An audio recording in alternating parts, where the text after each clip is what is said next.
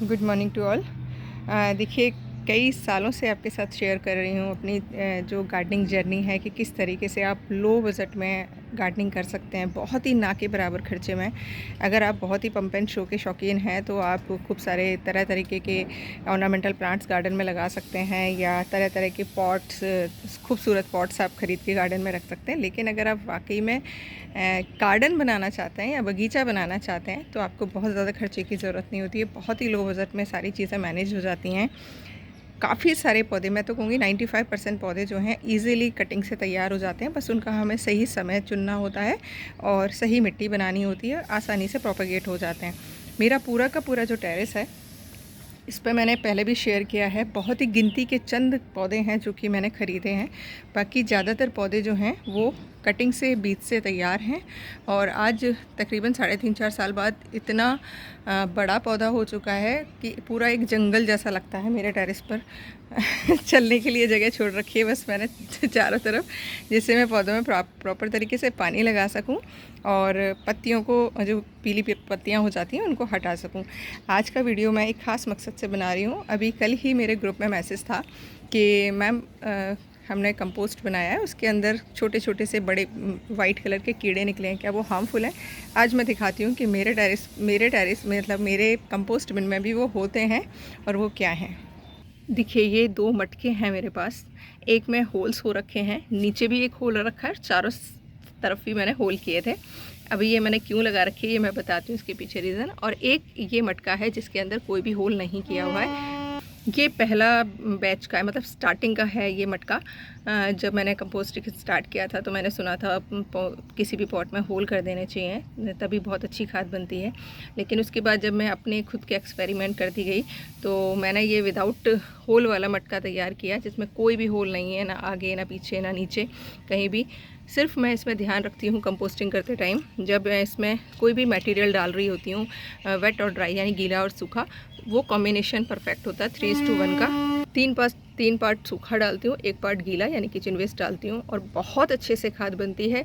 बस 15 दिन में एक बार उसे सारे कचरे को मिक्स करने की कोशिश करती हूँ। और अगर मुझे सूखा लगता है, क्योंकि देखिए मिट्टी के मटके में पूरे टाइम इवोपरेशन होता रहता है, चीज़ें, मतलब ये मिट्टी का मटका भी काफ़ी सारा जो मॉइस्चर है वो सोख लेता है, तो इसके अंदर भी जो ड्राई वेस्ट जो मटेरियल होता है वो भी कई बार ड्राई हो जाता है। तो मैं बायोएंजाइम स्प्रे करती रहती हूँ, रेगुलर डिकम्पोज़र डालती रहती हूँ। विद इन ए 1 मंथ या 45 डेज़ में बहुत ही शानदार खाद बनकर तैयार होती है।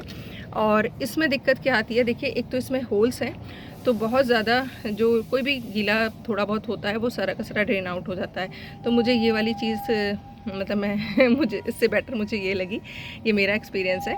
और होल्स में क्या होता है कि बहुत सारे कीड़े घुस जाते हैं। इवन मेरे यहाँ तो देखिए एक होल्स तो बहुत बड़ा था, ये देखिए इतना बड़ा था, जिसमें मैंने ये थर्माकोल का पीस लगाया हुआ है। देखिए इसके अंदर से लिजार्ड यानी छिपकली इसके अंदर घुस जाती है, क्योंकि इसके अंदर कीड़े पैदा होते हैं और वो उसको फ्री का भोजन मिल जाता है, तो वो इसके अंदर एवरी टाइम घुसी रहती थी। और कई बार जैसे ही मैंने मटके को हाथ लगाया, निकल कर भागी, तो मैंने इसमें ये रोकने के लिए लगा दिए हैं। अब मैं आपको कीड़े दिखाती हूँ। देखिए, आप देख पा रहे होंगे, इसमें मैंने आज इकट्ठे किए हैं, बहुत सारे हैं। ये हैं बीटल के लार्वा। बीटल अभी है नहीं इसमें कि अभी लार्वा ही हैं उसके। और ये जो है, देखिए, नेचुरल है कि क्यों आए हैं आपके कंपोस्ट बिन में, क्योंकि बीटल एग लेइंग करती है, उसके बाद ये लार्वा होते हैं, और लार्वा के बाद में जो वो खाद बनाती है ना, ये जो बीटल के लार्वा हैं, इतनी शानदार खाद बनाते हैं जो बिल्कुल भुरभुरी, जैसे चाय की पत्ती, जैसे आप देखेंगे छोटी छोटी से ऐसे एकदम से ऐसी भुरभुरी खाद बना के तैयार कर देंगे। फिर क्या है, ये बीटल बन के ये उड़ जाएंगे। लेकिन अगर ये मिट्टी में आप डाल देते हैं तो देखिए, मेरा जो पर्सनल एक्सपीरियंस रहा है, मेरे यहाँ किसी ये पौधे को भी नुकसान नहीं पहुँचाते हैं, क्योंकि इनको खाने के लिए पॉट्स में इतना सारा मटेरियल मिल जाता है कि ये पौधे की जड़ों को नहीं खाते हैं। पौधों की जड़ों को कब खाते हैं, ये वाइट ग्रब कहते हैं इनको। पौधों की जड़ों को कब खाते हैं, जब उनको कोई भी ऑर्गेनिक मैटर नहीं मिलता है खाने के लिए, तब ये पौधे की जड़ों को भी खा जाते हैं। तो देखिए मेरे यहाँ ये बहुत, जब कितने सारे हो रहे हैं आप देख पा रहे होंगे।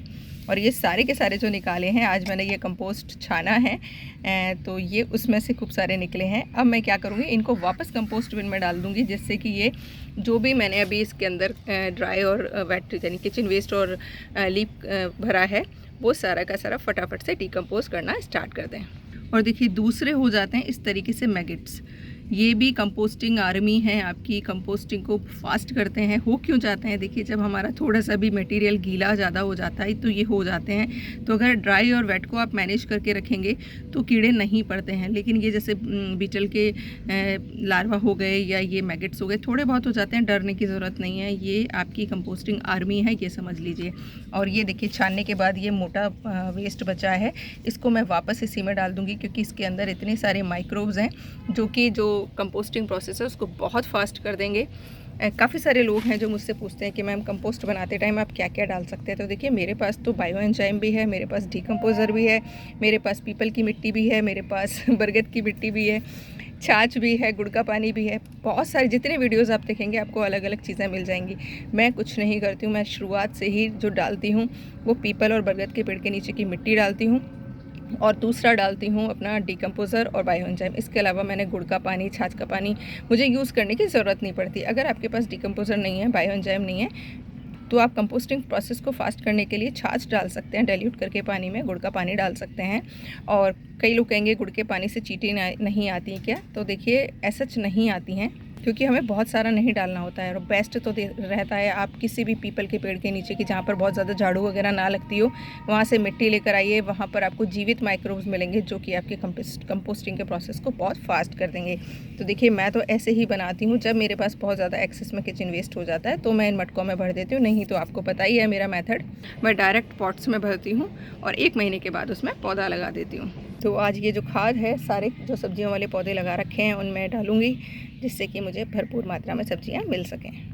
और हाँ, एक और कीड़ा दिखा देती हूँ। देखिए ये देख पा रहे होंगे छोटू सा, जिसके बहुत सारे पैर होते हैं। ये भी नुकसान नहीं करता है। ये आपके सिर्फ ये जो कंपोस्ट में आपने कंपोस्ट बिन में जो मटेरियल डाला है ना, सिर्फ उसको खाकर खाद बनाते हैं ये।